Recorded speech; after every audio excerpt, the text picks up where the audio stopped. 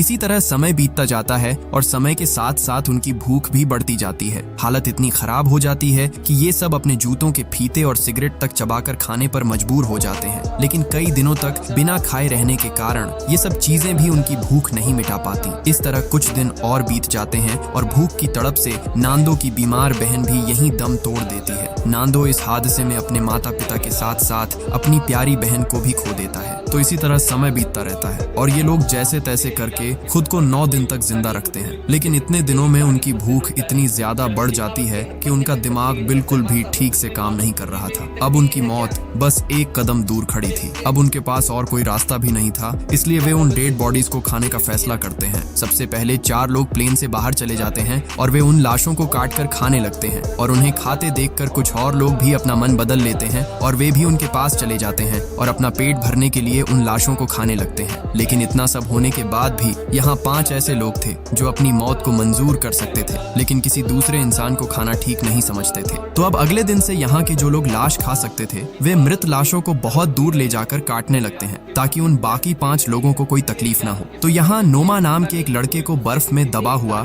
एक सूटकेस मिलता है। सूटकेस खोलने के बाद अंदर उन्हें एक रेडियो दिखाई देता है। रेडियो को ऑन करने के बाद उन्हें समझ आता है कि उसमें कोई सिग्नल नहीं है, जिसके लिए ये लोग अलग अलग सामान जोड़कर एक एंटीना बना लेते हैं। और अब इस रेडियो पर उन्हें एक न्यूज सुनाई देती है जिसमें कहा जा रहा था कि सरकार ने उस प्लेन क्रैश के लोगों को ढूंढने के लिए कई सारे रेस्क्यू ऑपरेशन चलाए हैं और करीब 66 के आसपास विमान उनकी खोज करने के लिए भेजे गए थे। लेकिन इतनी कोशिश करने के बाद भी जब उन लोगों का कोई सुराग नहीं मिला तब सरकार ने उन्हें मृत घोषित कर दिया है। इसलिए अब सरकार ने उन लोगों को ढूंढना बंद कर दिया है। ये खबर सुनकर ग्रुप के सभी लोगों की हिम्मत बिल्कुल टूट जाती है और उनके जिंदा रहने की सारी उम्मीदें एक तरह से मिट्टी में मिल जाती हैं। अब वो जिंदा बचे 5 लोग जिन्होंने डेड बॉडी खाने से मना किया था, उनमें से भी 4 लोग मरे हुए इंसान का मांस खा लेते हैं क्योंकि वे समझ चुके थे कि यहाँ उन्हें कोई बचाने नहीं आएगा। इसलिए अब उन्हें यहाँ से निकलने के लिए खुद ही कुछ करना होगा। तो यहाँ उनके बीच के 3 लोग फिर से प्लेन का पिछला हिस्सा ढूंढ निकालने और वहाँ मौजूद बैटरियों को लाने का फैसला करते हैं ताकि वे उसका इस्तेमाल करके बाहरी दुनिया के साथ कांटेक्ट कर सकें और उन्हें बता सकें कि हम अभी भी जिंदा हैं। इसके बाद वे तीनों प्लेन का पिछला हिस्सा ढूंढने के लिए निकल पड़ते हैं और कुछ घंटे चलने के बाद उन्हें प्लेन के कुछ टुकड़े दिखाई देते हैं। इन टुकड़ों को वे उठा लेते हैं। साथ ही यहाँ उन्हें उस खिलाड़ी की लाश मिलती है जो प्लेन क्रैश के समय उनसे अलग हो गया था। वे अपने इस दोस्त की लाश को दफन कर देते हैं और अपना सफर जारी रखते हैं क्योंकि अब उन्हें अंदाजा हो गया था कि प्लेन का पिछला हिस्सा शायद आसपास ही पड़ा होगा। तो इस तरह घंटों तक पहाड़ पर चढ़ने के कारण ये सब बहुत थक जाते हैं और इस बर्फीली ठंडी हवा की वजह से उनका सांस लेना बहुत मुश्किल हो जाता है। तो इसी तरह जल्द ही रात हो जाती है और ये लोग एक पत्थर की आड़ में छिपकर रात गुजारने का फैसला करते हैं। तो खैर, अब अगले दिन सुबह जब उनकी आंखें खुलती हैं तब ये सब बर्फ से ढक चुके थे और यहाँ तीनों की हालत बहुत खराब थी। ठंड इतनी ज्यादा थी कि उनमें से एक की आंख तक जम गई थी और बाकी दोनों अपने पैरों पर खड़े होने की हालत में भी नहीं थे। अब उनके अंदर आगे बढ़ने की ताकत बिल्कुल नहीं बची थी। इसीलिए ये सब प्लेन के बाहर की उस लोहे की शील्ड पर बैठकर पहाड़ से नीचे फिसल कर आ जाते हैं। इन लोगों को खाली हाथ वापस आते देखकर जिंदा बचे बाकी सभी लोगों का हौसला बिल्कुल टूट जाता है और वह आखिरी आदमी भी इंसान का मांस खा लेता है जो कि अब तक इंसान का मांस खाने को तैयार नहीं हो रहा था। तो इसी तरह दिन पर दिन बीतते जाते हैं और ये लोग जैसे तैसे खुद को 17 दिन तक जिंदा रखते हैं। लेकिन यहाँ खराब बात यह थी कि पिछले 5 दिनों से बाहर का मौसम धीरे धीरे खराब ही होता जा रहा था।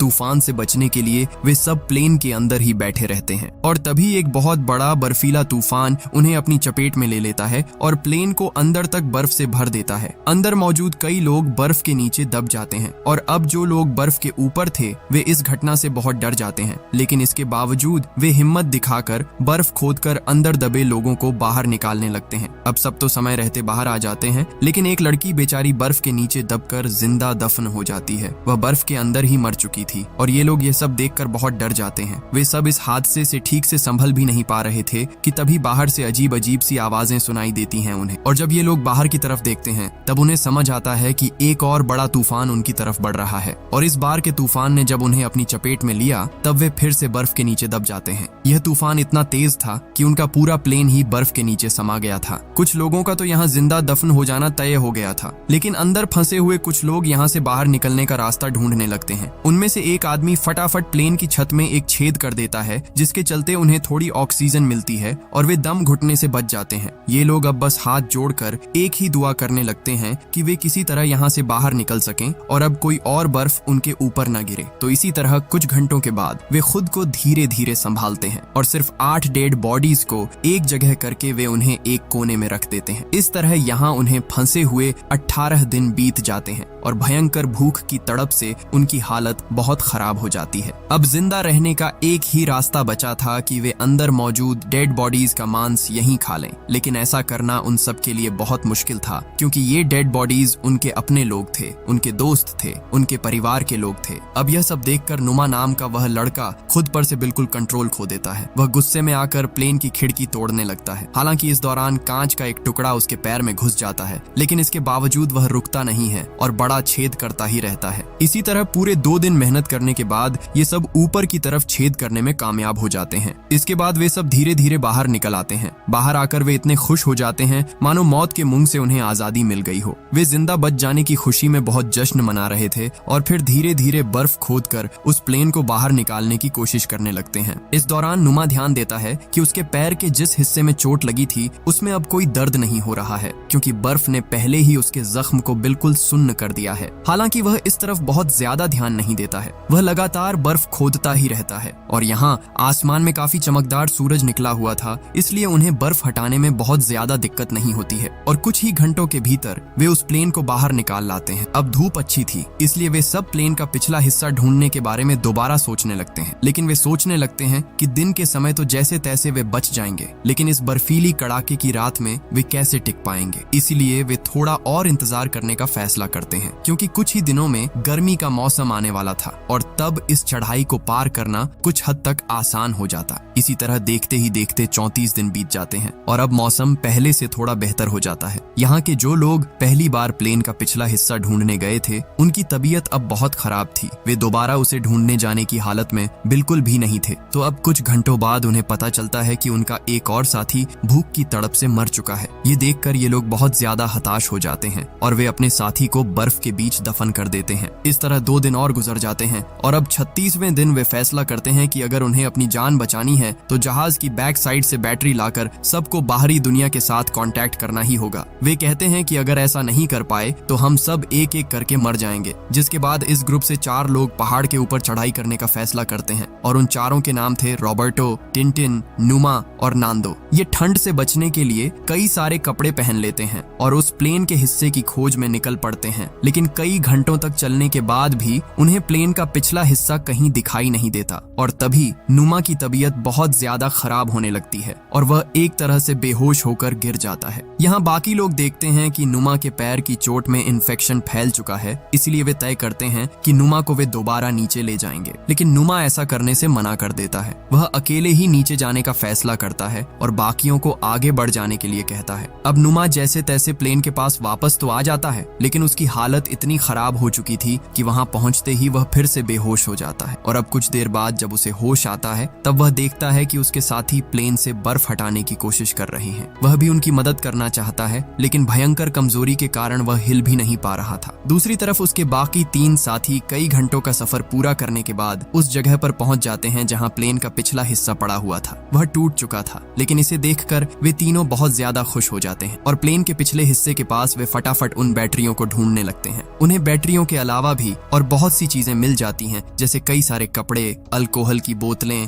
और बहुत सारे सिगरेट के पैकेट। ये लोग वह सब कुछ लेकर अपने प्लेन के पास वापस लौट आते हैं, जहां आकर वे उस बैटरी को प्लेन के रेडियो में लगाते हैं और बाहरी दुनिया के साथ कांटेक्ट करने की कोशिश करते हैं। लेकिन बदकिस्मती से वह रेडियो तब तक खराब हो चुका था और वे इस वजह से बाहर किसी से भी संपर्क नहीं कर पाते हैं। यह देखकर उनका आखिरी भरोसा भी मिट्टी में मिल जाता है। इधर नुमा की तबीयत और खराब होती चली जाती है और अब उसका इन्फेक्शन पूरी बॉडी में फैल चुका है। प्लेन के पिछले हिस्से से मिला हुआ खाना पहले ही खत्म हो चुका है, इसलिए ये सब फिर से इंसान का मांस खाने लगते हैं। नुमा खाना पीना सब बंद कर देता है ताकि उसके बाकी दोस्तों के लिए ज्यादा खाना बच सके, क्योंकि वह समझ चुका था कि अब उसकी जान किसी भी तरह नहीं बचेगी। तो यहाँ ग्रुप के कुछ लोग एक बार फिर प्लेन के पिछले हिस्से तक चले जाते हैं, इस उम्मीद में कि शायद उन्हें कोई काम की चीज मिल जाए। मगर इस बार उनकी किस्मत अच्छी थी, क्योंकि उन्हें वहाँ एक वाटरप्रूफ कपड़ा मिल जाता है, जिसे जोड़कर वे एक स्लीपिंग बैग बना लेते हैं। इसके बाद वे रेडियो पर खबर सुनते हैं कि प्लेन क्रैश के 58 दिन बीत जाने के कारण अब सरकार उन्हें ढूंढने के लिए आखिरी एक और मिशन चलाना चाहती है। ये खबर सुनकर सबके अंदर फिर से जान आ जाती है और जिंदा बचने की एक छोटी सी उम्मीद जाग उठती है। यहाँ कुछ लोग कहते हैं कि हमें यहाँ रुककर उनका इंतजार करना चाहिए। तब बाकी लोग बोलते हैं कि अगर हम यहीं रहे तो कोई हमें देख ही नहीं पाएगा, इसलिए हम में से कुछ लोगों को पैदल जाकर मदद बुलाने की कोशिश करनी चाहिए। तो इस तरह रात के समय नुमा की तबीयत बहुत ज्यादा खराब हो जाती है। वह अपनी जिंदगी की आखिरी सांसें ले रहा होता है और वह मरने से पहले सबको कहता है कि जब मैं मर जाऊं तो तुम सब मुझे अपना खाना बना लेना। ये बातें बोलकर नुमा की वहाँ मौत हो जाती है। नुमा की ये आखिरी बातें सुनकर सबको बहुत हिम्मत मिलती है। उन्हें नुमा के पास से एक चिट्ठी मिलती है, जिस चिट्ठी में नुमा ने लिखा था कि मैं बहुत खुश हूँ कि मैं अपने दोस्तों के बीच मर पा रहा हूँ, क्योंकि मैं इससे अच्छी मौत कभी पा ही नहीं सकता था। अब नुमा की चिट्ठी पढ़कर सबके अंदर एक अलग ही जोश आ जाता है। इसीलिए इसके बाद इस ग्रुप से 3 लोग दोबारा मदद की तलाश में निकल पड़ते हैं और अब वे तीनों एक स्लीपिंग बैग और बहुत सारा खाना लेकर अपना यह विशाल सफर शुरू कर देते हैं। इस बार ये तीनों कसम खा लेते हैं कि वे किसी भी कीमत पर इस पहाड़ को पार करेंगे और चिल्ली तक पहुंचकर सबके लिए मदद लेकर आएंगे। ये तीनों बिना रुके चढ़ाई करते रहते हैं और जब रात होती है तब वे उस स्लीपिंग बैग के अंदर सिमटकर सो जाते हैं। तो अब अगले दिन सुबह वे फिर से अपनी चढ़ाई शुरू कर देते हैं और बहुत मुश्किलों के बाद आखिरकार वे पहाड़ की चोटी पर पहुंच जाते हैं। लेकिन पहाड़ के ऊपर चढ़कर आसपास का नजारा देखकर मानो उनके पैरों तले जमीन खिसक जाती है, क्योंकि उनके सामने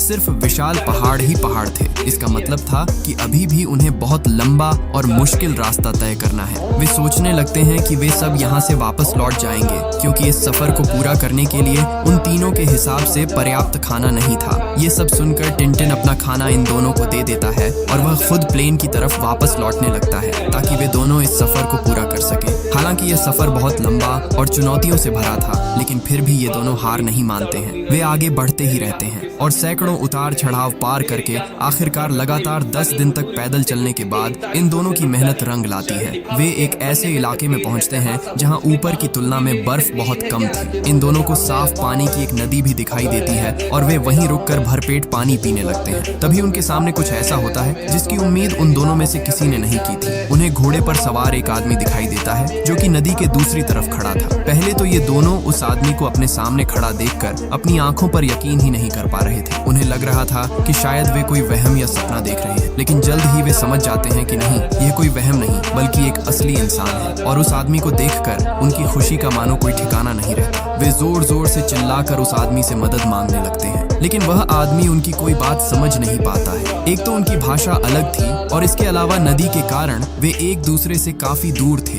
इसलिए पानी के बहाव की आवाज में वह कुछ भी सुन नहीं पा रहा था। इसलिए वह आदमी एक कागज और पेंसिल नदी के दूसरी तरफ फेंक देता है ताकि ये दोनों लिखकर कम से कम कुछ उन्हें बता सकें। और ये दोनों बेसिक इंग्लिश में कागज पर अपनी सारी कहानी लिख देते हैं और कागज पर लिखी पूरी कहानी पढ़ने के बाद वह आदमी उस कागज को लेकर फटाफट सरकारी ऑफिसर के पास पहुंच जाता है, जहां ऑफिसर्स को भी पता चलता है कि 2 महीने पहले जिस प्लेन क्रैश में उन्होंने सबको मृत मान लिया था, उनमें से कुछ लोग अभी भी जिंदा बचे हुए हैं। और खबर मिलते ही सरकार इन सबको बचाने का मिशन शुरू कर देती है। ये आदमी रॉबर्टो और नांदो को अपने घर ले आता है, जहां वे पेट भरकर काफी सारा खाना खाते हैं। इधर ये खबर पूरे शहर में आग की तरह फैल जाती है और बहुत ही जल्दी वहां रिपोर्टर्स का मेला लग जाता है और बर्फ के पहाड़ में फंसे हुए वो लोग ये खबर रेडियो पर सुन पाते हैं, जिसके चलते वे सब खुशी से उछलने लगते हैं। इसके बाद वे अपने हाथ मुंह धो लेते हैं, अपना सारा सामान पैक करके रेस्क्यू होने के लिए रेडी हो जाते हैं। और इधर जल्द ही रेस्क्यू टीम रॉबर्टो और नांदो को लेकर उस लोकेशन पर पहुंच जाती है और प्लेन क्रैश के 72 दिन बाद आखिरकार उन लोगों को बचा लिया जाता है। इसके बाद उन लोगों को शहर लाया जाता है, जहां वो लोग अपने परिवार से मिलते हैं और शहर के सभी लोग उनका हीरोज की तरह स्वागत करते हैं। और अब ये सभी लोग हॉस्पिटल में जाकर एडमिट होते हैं और यहाँ ये सब एक दूसरे को नहलाने में मदद करते हैं और फिर इन सबको अलग अलग बेड भी दिए जाते हैं। लेकिन उस रात ये सब एक दूसरे के साथ ही सोते हैं क्योंकि इस हादसे के बाद ये सब एक दूसरे के बहुत गहरे दोस्त बन चुके थे। तो कहानी के आखिर में हमें सच्ची घटना का पता चलता है कि इस प्लेन में असल में 45 लोग ट्रैवल कर रहे थे, जिनमें से सिर्फ 16 लोग ही जिंदा बच पाए थे और ठीक यहीं पर ये कहानी खत्म हो जाती है।